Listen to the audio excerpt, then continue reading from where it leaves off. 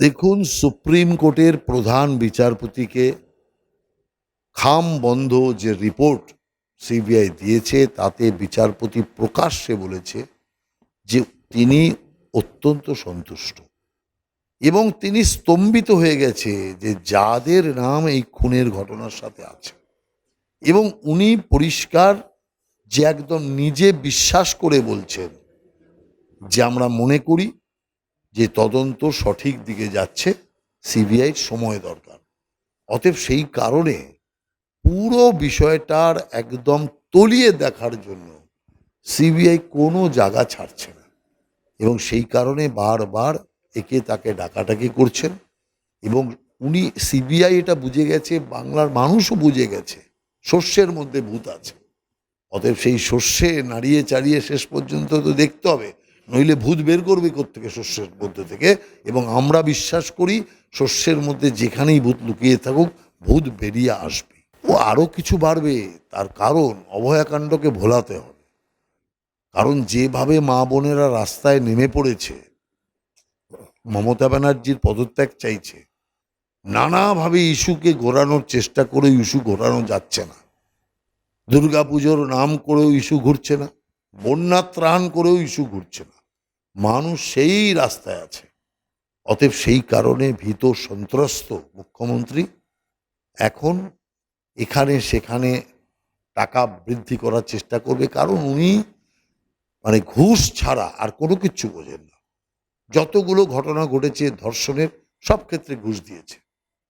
তার বাবা মা হয়তো নিতেও চায়নি ঘুষ, কিন্তু মস্তানি করে ঘুষ ঢুকিয়েছে, জোর করে নইয়েছে।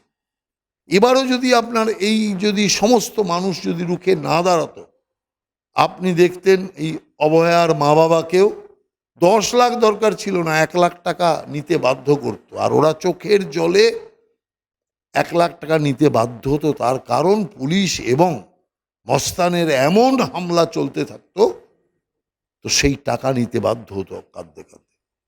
কিন্তু আজকে 10 লাখ টাকা দিলেও নেয়নি, আমি জানি কেউ নেবে না, কোনো মা বাবা নিতে পারে না। কিন্তু বাকি যারা নিয়েছে তাদেরকে জোর করে দিয়েছে, ভয় দেখিয়ে দিয়েছে। এক্ষেত্রে মানুষ নামাতে ভয় কাজ করেনি।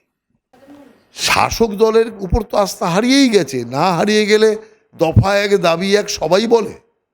একটা অদ্ভুত, দেখুন আপনি, এই আন্দোলন একটা এমন ঐক্যের বাতাবরণ তৈরি করে দিল যেখানে সাধারণ মানুষ যে স্লোগান দিচ্ছে, রাজনৈতিক দলও সেই স্লোগান দিচ্ছে, ডাক্তাররা যে স্লোগান দিচ্ছে সবাই সে স্লোগান দিচ্ছে। তো সবাই বলছে যে মমতা ব্যানার্জির পদত্যাগ, দফা এক দাবি এক, মমতার পদত্যাগ। তো এই যে কমন একটা স্লোগান সর্বত্র চলছে, এই স্লোগান তো বুঝিয়ে দিচ্ছে মমতার ওপর আস্থা নেই।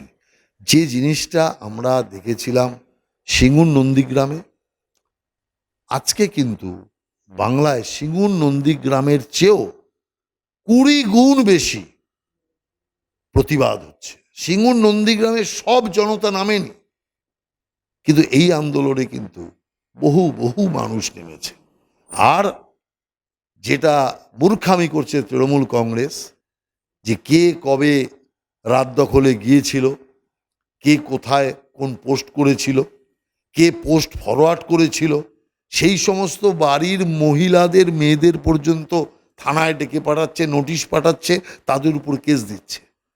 জনগণের ওপর যখন এই জিনিস শুরু হয়েছে, আপনি জানবেন জনগণের ক্ষোভ কিন্তু গুণের হারে বাড়তে থাকবে। অতএব পুলিশ দিয়ে চিঠি পাঠিয়ে, থানায় ডাকিয়ে, লালবাজারে ডাকিয়ে, কেস দিয়ে জেলে ঢুকিয়ে যদি মনে করে যে এটা বন্ধ করে দেবে, মূর্খের স্বর্গে বাস করছে। রাজনৈতিক দলের উপর এই জাতীয় আগ্রাসন ছিল, ঠিক আছে, চলছিল, কিন্তু এখন মানুষের উপর হতে শুরু করেছে। এটাই তৃণমূলের ধ্বংসের যে লক্ষণ, সেই লক্ষণের প্রথম পদক্ষেপ।